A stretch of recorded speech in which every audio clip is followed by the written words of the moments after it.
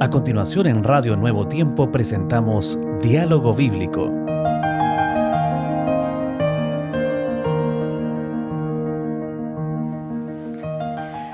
Muy bienvenidos, bienvenidas. Es un placer estar con ustedes nuevamente en su programa Diálogo Bíblico. 2 semanas vamos a conversar un tema muy interesante. Bueno, los otros también han sido lo mismo, pero está relacionado con estos eventos de la segunda venida, del juicio, de la crisis final y otros temas. Vamos a extraer lecciones de algunos eventos que han sucedido en el pasado y que nos van a ayudar a entender y a comprender y a estar preparados para ese momento tan pronto de su segunda venida. Bienvenido Pastor Jerez, ¿cómo está? Gracias Raúl por la bienvenida. Aquí estamos una vez más, siempre disponibles para seguir comentando estos temas tan importantes que nos van a ayudar a nosotros a estudiar profecías. En esta ocasión estamos estudiando aquellos ejemplos que son negativos, que aparecen en el registro bíblico y que son tipos proféticos que en algún momento van a tener una repercusión en los días finales. Vamos a estudiar, por ejemplo, el diluvio con Noé, la destrucción de Sodoma y Gomorra. También vamos a estudiar acerca del juicio, es decir, todos aquellos que tuvieron la oportunidad de prepararse para el fin en aquellos años, como Noé también predicó 120 años, y toda esa gente tuvo la oportunidad de prepararse, pero no lo aceptó, no quiso. Es decir, rehusaron aceptar esa gran oportunidad. Y así como en los días de Noé, también será en los días previos, los años previos a la segunda venida de Cristo, donde muchas personas no van a aceptar los argumentos, ni el mensaje, ni la consistencia de la Biblia, no van a creer. Es interesante porque Pablo le habló a su iglesia en Corinto y él le habló en relación a estos eventos y estas cosas le sucedieron, por ejemplo, y fueron escritas para advertirnos a nosotros, a los que han llegado al fin del tiempo. Así, el que piensa estar firme, mire y no caiga. 1 Corintios 10, 11. Ahora, no todas las cosas que sucedieron a ellos eran para nuestro ejemplo, sino que fueron situaciones en las cuales ellos desobedecieron y tropezaron, víctimas de su misma incapacidad de ser fieles a Dios.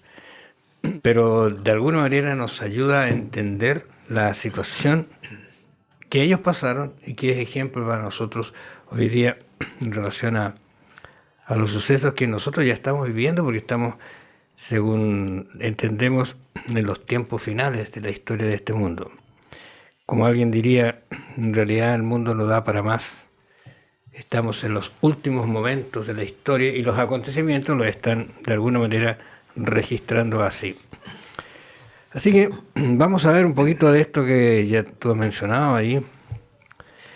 Pero Apocalipsis tiene, que es el último libro de la Biblia, algunas indicaciones muy claras en relación a esto. Yo he pensado qué significa esto que Apocalipsis dice. Habla de sellos. Bueno, la Biblia habla de 7 sellos. Interesante porque son periodos que de alguna manera se van identificando. Y esto mismo de los sellos a mí ya me da tanta claridad para entender algunas cosas, porque si estuviéramos hablando del primer sello, ¿quedarían cuántos? Tan fácil serían 6 sellos, ¿cierto? Y si vamos en el quinto ya no quedarían muchos, pero si vamos en el sexto y vamos casi al final, entonces quiere decir de que el acontecimiento pasado y lo futuro ya está terminándose. Sí. Tú te recuerdas que en Apocalipsis comienza con 7 iglesias también, 7 que se repite muchas veces. Y estamos viviendo en la última iglesia, o sea, todo apunta a que en este momento estamos viviendo en algún momento especial. Y entonces Apocalipsis, mira, cuando habla de esto dice, miré y abrió el 6º sello. Y aquí hubo un terremoto y el sol se puso negro como tela de silicio y la luna se volvió como sangre. Y las estrellas del cielo cayeron sobre la tierra como la higuera deja caer los higos cuando es sacudida por un fuerte viento. Y el cielo se desvaneció como un pergamino que se enrolla, y todo hombre, perdón, y todo monte y toda isla se removió de su lugar. Y después una identificación de las personas, de los dirigentes, de los reyes, que también hacen algo así. ¿De qué está hablando aquí este sexto sello? ¿De qué dice? ¿De qué nos aconseja, voy a decirlo así, en relación a los acontecimientos que nos toca vivir ahora? Bueno, el sexto sello se ubica aproximadamente en el tiempo final. Es el anuncio de la segunda venida de Cristo. Ocurren hechos astronómicos, hechos grandes en la tierra, como un terremoto, caracterizado como el terremoto de Lisboa del 1 de noviembre del año 1755. Aquí habla del oscurecimiento del sol, un día 19 de mayo de 1780, y tenemos la caída de estrellas en el año 1833.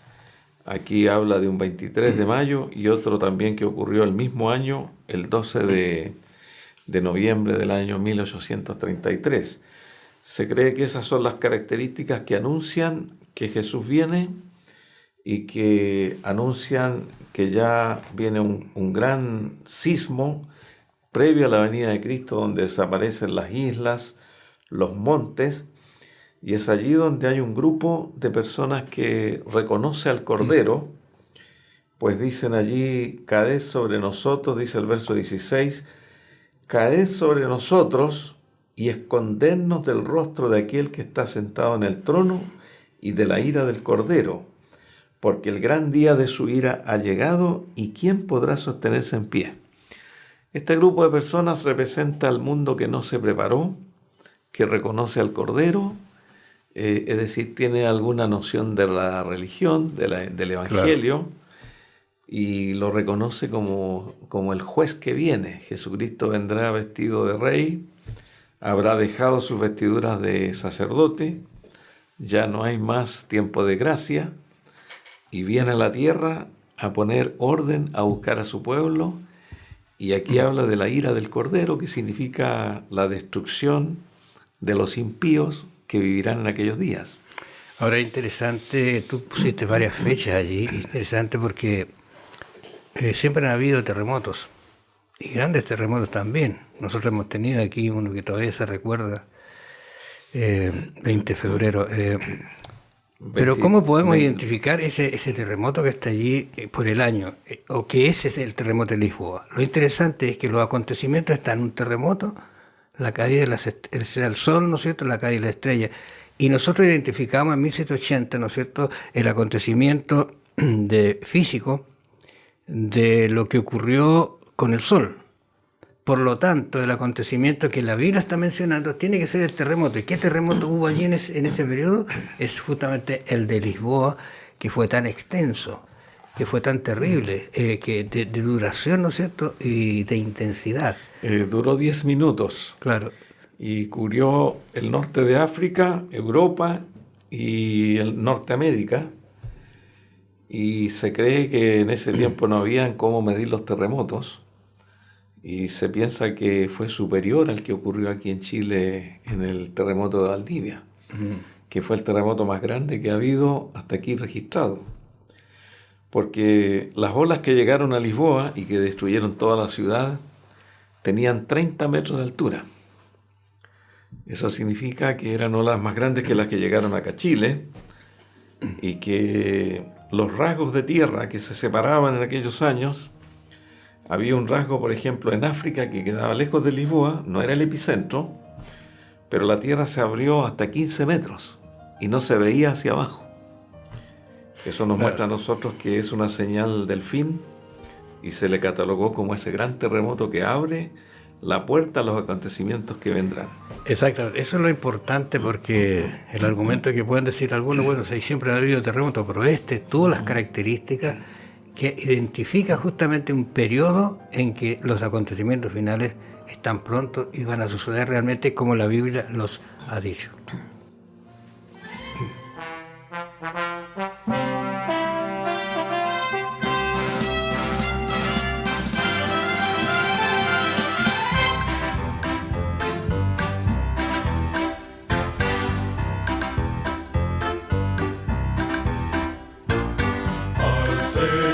y alabar,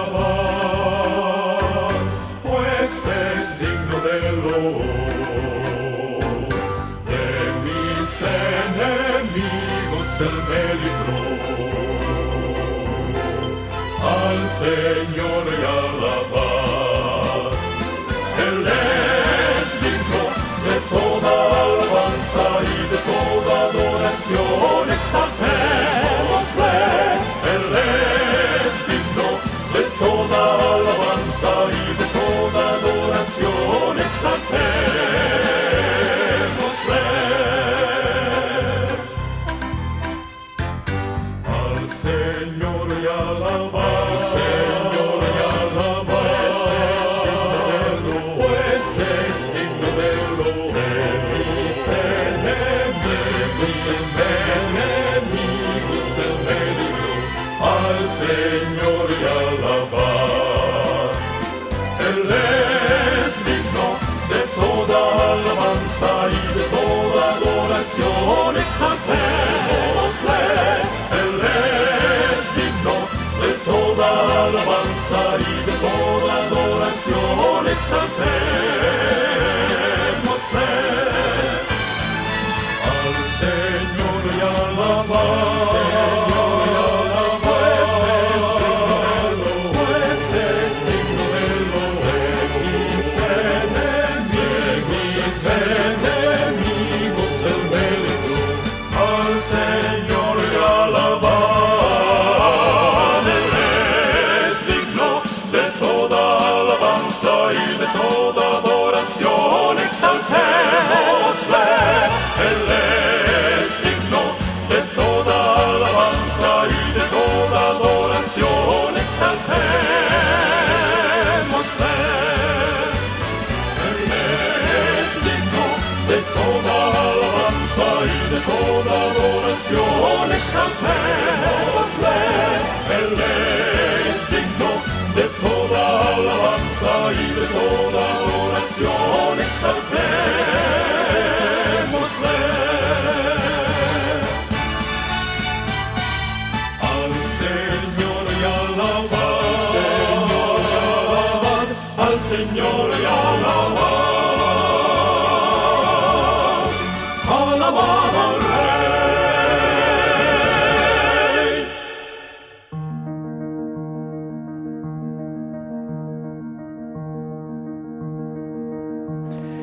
Como habías mencionado, vamos a conversar ahora justamente dos eventos, dos situaciones muy terribles que acontecieron en el pasado. Allí uno está la evangelización de Noé y la historia de Sodoma y Gomorra. Es interesante, Luis, que estos hechos que están en el Antiguo Testamento han sido o han tratado de sacarlos y a hacerlos historia o hacerlos mitos para que no se estudien ni se crean esos hechos. Pero estos son acontecimientos que ahora nos están aportando mucha, vamos a decir, claridad a lo que va a acontecer en los últimos días. Fíjate que aquí en el Nuevo Testamento va a ser una relación. En Hebreos capítulo 11, versículo 7 dice, por la fe. Por la fe, interesante esa palabra. Bueno, el capítulo está completo de fe, de hombres de fe, pero dice por la fe, siendo advertido por Dios de cosas que aún no se veían, con temor preparó el arca en que su casa se salvase, y por esa fe condenó al mundo y fue hecho heredero de la justicia que es por la fe. ¿Qué te parece la actitud de Noé y la actitud que nosotros deberíamos tener ahora que estamos viviendo en este tiempo? Bueno, agradecemos a Dios porque el diluvio, aunque muchos lo rechazan, el diluvio se repite esta palabra 17 veces en toda la Biblia. Fue una palabra ocupada por Pablo, también por Jesús, y eso le da una consistencia a la realidad del diluvio. Y en ese momento Noé trabaja 120 años, equivalente al trabajo de un misionero o una persona 40 años, y jubila. Noé trabajó 120 años y solamente logró conseguir que su casa subiese al arca. Y el arca, según algunos entendidos que han tratado de calcular su peso, su capacidad, eh, sacando el término de las toneladas, dice que podría haber pesado cercano a 20.000 toneladas de peso de madera para poder mantener la estructura sin que se quebrara. Y también equivalente a 400.000 metros cúbicos. Para entenderlo, 2.000 elefantes podían caber en el arca. Elefantes grandes, de 10.000 kilos cada uno. Eso significa que el arca no estaba solamente preparada para una familia, sino que podían haber otras personas que pudiesen subir. Claro. Tal vez no todo el mundo antiguo, que Dios sabía que no todos iban a creer, pero a Noé le ayudaron muchas personas a construir el arca, toda su familia, sus hijos, se pagó, fueron avanzando y muchos que pudieron haber subido no ingresaron, porque no temían al ridículo. Había mucha incredulidad, que será una de las condiciones que van a existir antes de la segunda venida de Cristo. Despreocupación, la gente va a ir a trabajar como todos los días. Esto del diluvio y de la segunda venida de Cristo para muchos ya es como un cuento que nunca va a ocurrir. Como dice San Pedro en su epístola, algunos dicen, ¿cuándo se va a cumplir esta promesa? Tanto tiempo que están anunciándola y todavía no se cumple. Entonces tenemos nosotros aquí a un hombre que sube con su familia al arca. Todo el mundo es destruido porque no entendieron, dice la Biblia, y en el idioma griego eso significa aquí en esta expresión de Jesús aquí, no entendieron hasta que vino el diluvio. Uh-huh. Y en el griego dice, no se dieron cuenta. Lo interesante de lo que tú dices, bueno, quizá un paréntesis, más de alguno podría ir a Estados Unidos y hay una réplica del arca en un lugar. Me gustaría un día visitarla, se puede ver. Hay un grupo de personas que invirtió muchos dólares, millones de dólares para hacerla en realidad. Una réplica, puede decir casi exacta. Pero hay algunas cosas interesantes. Si bien es cierto, fue una familia, Dios llevó al descanso a algunos antes del diluvio, que eran fieles. Por ejemplo, el caso de Matusalem. Cierto. Claro, se fue al descanso, quizás su familia, muchos descansaron. Pero esto nos enseña algo bien interesante, que nosotros podemos ser en la iglesia, a lo mejor aquellos que trabajan haciendo el arca. Sí. Podemos ser andamios, como algunos dicen. Y cuando se construyen, los andamios desaparecen. Interesante esa aplicación, uno tomando ese sentido que tiene toda esta construcción, porque son 120 años de trabajo que se preparó la madera, y una madera especial que Dios dijo cómo debía ser, las dimensiones. Y un paréntesis más, yo estudié sobre esta situación y resulta que las medidas que Dios puso en esa arca son las medidas que hoy día se usan en los barcos para que puedan flotar correctamente y no se hundan. Incluso hubo un intento de hacer un barco que perdía todas las medidas que se habían dado en el arca. Y algunos lo ocultaron, pero no duró mucho y se hundió. Interesante esos detalles. O sea, Dios preparó algo muy especial para que la iglesia que estaba preparada estuviera lista para encontrarse con Dios, fuera llevada, fuera salvo. Y eso hoy día también se repite, porque hoy día, como tú dices, muchos no creen, ya este es un cuento, que Jesús no viene, es para lavar el cerebro a las personas, ¿no es cierto?, tenerlas sumisas, una serie de cosas. Bueno, ese es el trabajo del enemigo. Qué terrible, pero el diluvio vino. Claro, y también el otro tema de la destrucción de Sodoma, Gomorra, más otras ciudades pequeñas que rodeaban a estas dos grandes ciudades, nos ilustra la veracidad de este hecho. Se menciona 50 veces en la Biblia la palabra Sodoma. En el Nuevo Testamento 10 veces la usa el apóstol Pedro, la usa Pablo, los apóstoles. Y aquí el apóstol Pedro hace una alusión a la venida de Cristo también relacionada con los habitantes de Sodoma, que ese día salió el sol como de costumbre. Todo fue normal. Todo era normal. Lot alcanzó a llegar a donde él pidió, a una ciudad pequeña, huyó a ese lugar. Inmediatamente vino la destrucción, una destrucción repentina. La misma palabra se usa también, la palabra repentina, la destrucción que ocurrirá en los días de la venida de Cristo. Será una destrucción rápida una vez que resucitan los escogidos, son transformados los que están vivos, Dios retira a su pueblo de la tierra y apenas los retira hacia las nubes del cielo, viene la destrucción del mundo. Esto no es muy popular para ninguna denominación cristiana, porque la mayor parte cree que este mundo va a continuar, que Dios va a reinar aquí en este mundo los 1000 años, que se van a arreglar todas las cosas y que este mundo no será creado de nuevo, sino ni será destruido, que Dios lo va a arreglar. Pero la Biblia habla de destrucción del mundo en la segunda venida de Cristo, como el pago a los impíos, y también nos habla en Apocalipsis y en varios otros lugares. El apóstol Pedro aquí en Segunda de Pedro nos habla de una nueva creación, que Dios va a crear nuevamente el mundo. Ahora lo interesante es que cuando uno toma estos antecedentes que no se creen del Antiguo Testamento, el Nuevo Testamento los menciona, como tú dices, muchas veces, incluso Pedro diciendo si Dios no perdonó a los ángeles, dice que pecaron. Interesante, eso es muy fuerte. Dice que para ser reservado para juicio, y si no perdonó al mundo antiguo, sino que guardó a Noé, pregonero de justicia. Mira, tantos detalles que van recurrentes al Antiguo Testamento. Hoy día no va a ser una excepción, Dios. Ese es el camino. Ahora, lo interesante es que cuando hablamos de Noé, cuando hablamos de Sodoma, siempre hubo advertencias, siempre hubo indicaciones. Si uno recorre la historia, por ejemplo, de Sodoma y Gomorra, cómo ese hombre buscó a sus hijos, familia, no le creyeron. Este hombre está trastornado, está loco, algo le pasa. Pero llegó el momento y Sodoma y Gomorra fueron destruidos.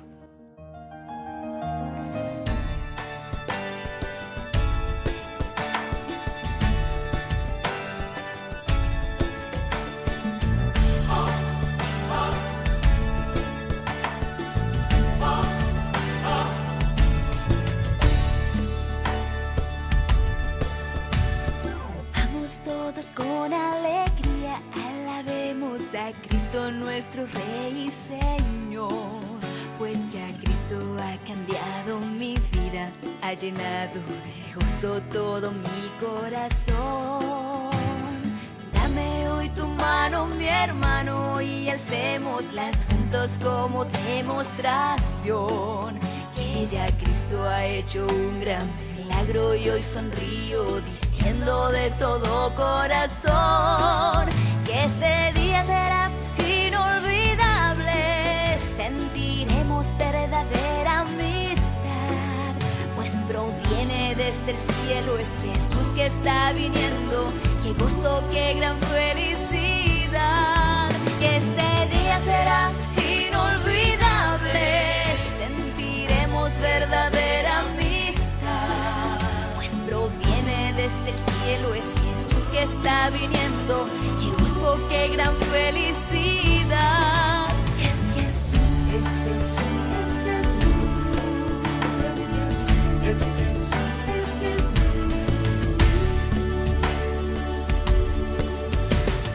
Compartamos esta esperanza, entreguemos amor a los que solos están, pues Jesús quiere cambiar hoy sus vidas, llenarlas de gozo y de felicidad.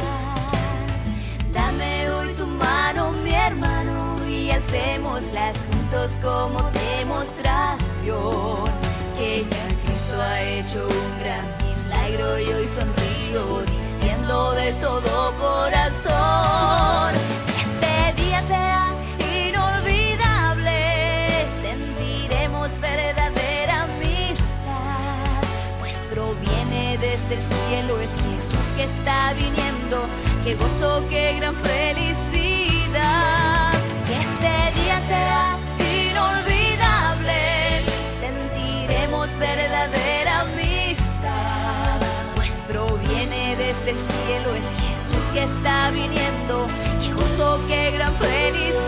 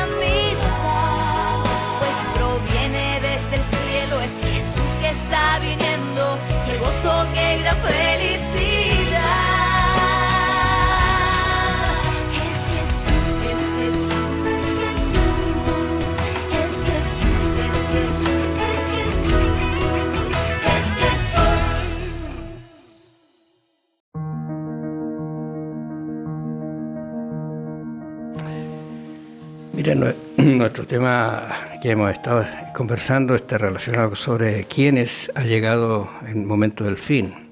Y estamos en el momento del fin y del acontecimiento. Y quién va a juzgar va a ser Dios, el juez de toda la tierra en realidad.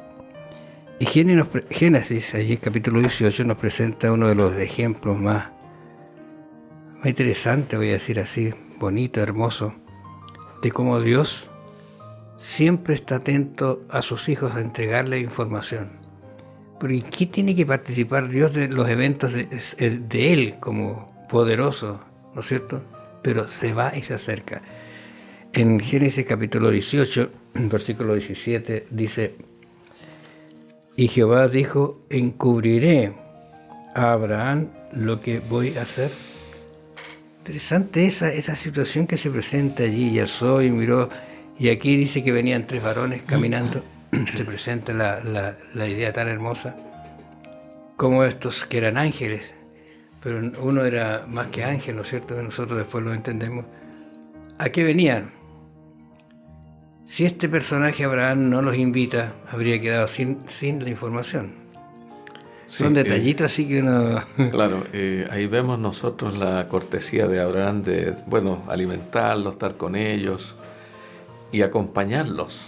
Los acompañó caminando, no quería dejar de estar con ellos. Eran ángeles de Dios y estaba Jesucristo allí. Y se dice que caminaron, y ahí Jehová dice: no puedo encubrirle esto, lo que voy a hacer con esta ciudad de Sodoma, porque ya el juicio estaba hecho para ella, la destrucción venía. Y le comenta. Así también hay un texto de Amós 3:7 que nos dice que de Jehová no hará nada el Señor sin que revele su secreto a los cielos, a los profetas. Y eso también nosotros lo tenemos en el tiempo del fin. Dios no hará nada en el tiempo del fin sin que lo haya revelado.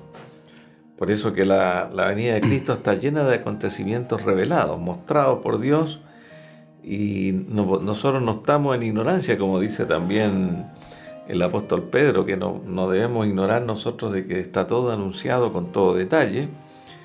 Y allí también vemos en Génesis el juicio que se realiza, donde Abraham actúa como intercesor.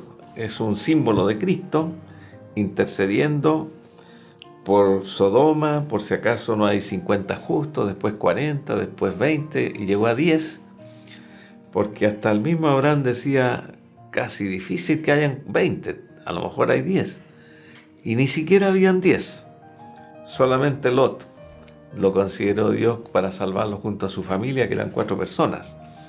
También le dio la oportunidad a 2 yernos de las hijas, novios de las hijas, que podrían haber sido 6 los que se habrían salvado allí. Pero rechazaron.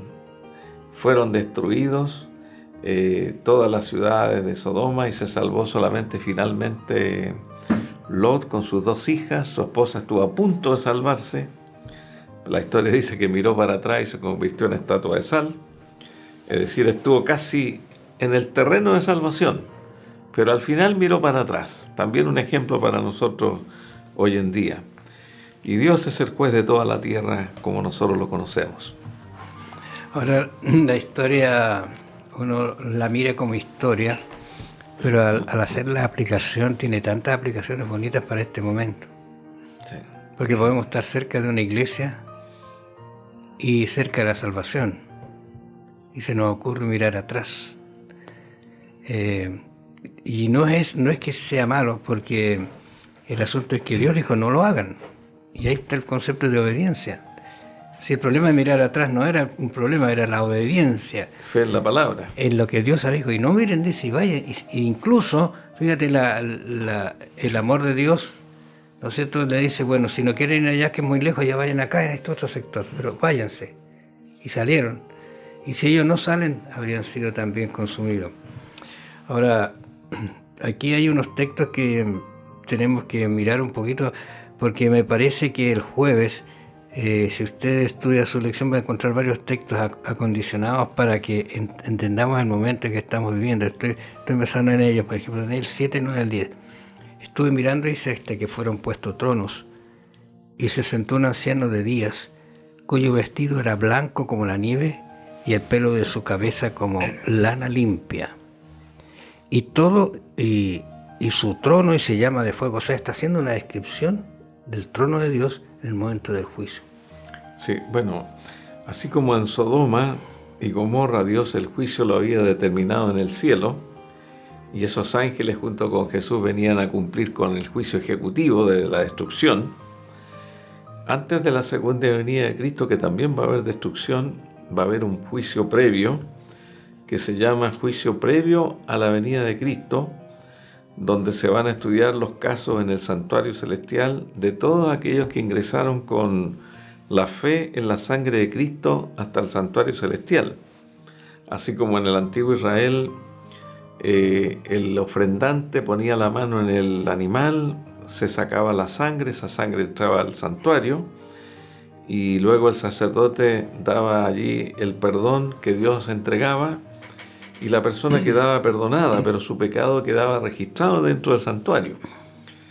Ese juicio previo se está realizando según las profecías bíblicas y según la gran profecía, la más extensa de la Biblia, la profecía de los 2300 años, que desde el término de esa profecía, aproximadamente un 22 de octubre del año 1844 en adelante, comienza ese juicio de los justos. Es el juicio de aquellos que creyeron en el Señor. Al santuario celestial no entran los impíos, no entran aquellas personas que no han hecho un compromiso con Dios. La Biblia dice que están en condenación y no tienen derecho a un juicio retributivo, y es por eso que el profeta Daniel lo explica allí en el versículo 22 de Daniel 7, hasta que vino, dice allí, el anciano de días, y se le dio el juicio a los santos del Altísimo. Se le dio el juicio. Esa expresión ha sido muy estudiada. Hay una versión que dice, y se hizo el juicio en favor de los santos del Altísimo. Hay una expresión que la Biblia lo dice, que Dios siempre va a anunciar a cada persona, al mundo, lo que va a hacer y acontecer. Tú lo acabas de decir. Lo interesante es que todas estas cosas que nosotros hemos conversado ahora, no hemos tocado todos los temas que están ahí. Siga ustedes estudiando más profundamente. ¿Están haciendo en su vida alguna advertencia a los acontecimientos finales? ¿Está tomando usted en serio estas ideas, estos conceptos, estas ayudas, estas advertencias para hacer cambio en la vida? Yo creo que debemos pensarlo muchas veces, que esta historia en realidad está centrada en la misericordia de Dios, la misericordia de Cristo, que nos da tiempo para estar preparados para cuando Él venga. Que el Señor los bendiga. Nos vamos a encontrar la próxima semana. Escuchaste en Radio Nuevo Tiempo Diálogo Bíblico. Sigue en la sintonía de La Voz de la Esperanza.